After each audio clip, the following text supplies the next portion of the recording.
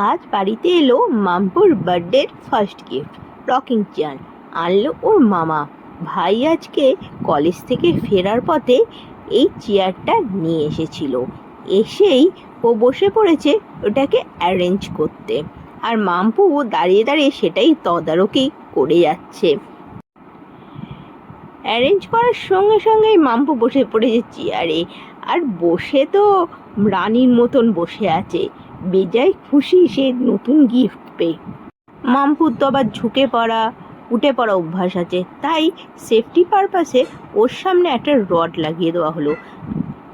আর পূর্ণিমাদি সেই রডটাকে মাম্পুকে ধরিয়ে দিতে সে দেখছে ধরে ধরে একটা সাইডে দোল খেতে খেতে হেলেই পড়ছে।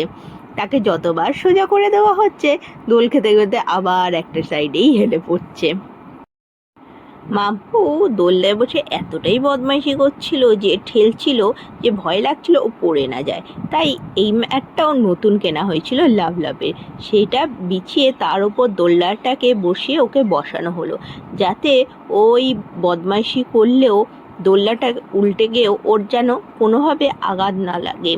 আর চারদিকে বালিশও দেওয়া হয়েছিল, যাতে ওর কিছুভাবে আঘাত না লাগে। আমরা এইদিকে বসে টেবিলে সবাই চা খাচ্ছি, আর ওকে চারদিকে বালিশ দিয়ে ঘিরে রাখা হয়েছে, যাতে ও দোলনা নিয়ে উল্টে না পড়ে।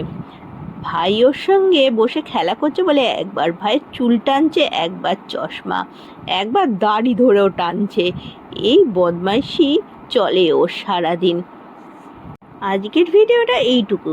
ভালো লাগলে লাইক, শেয়ার অ্যান্ড সাবস্ক্রাইব করতে ভুলো না। Tata, by.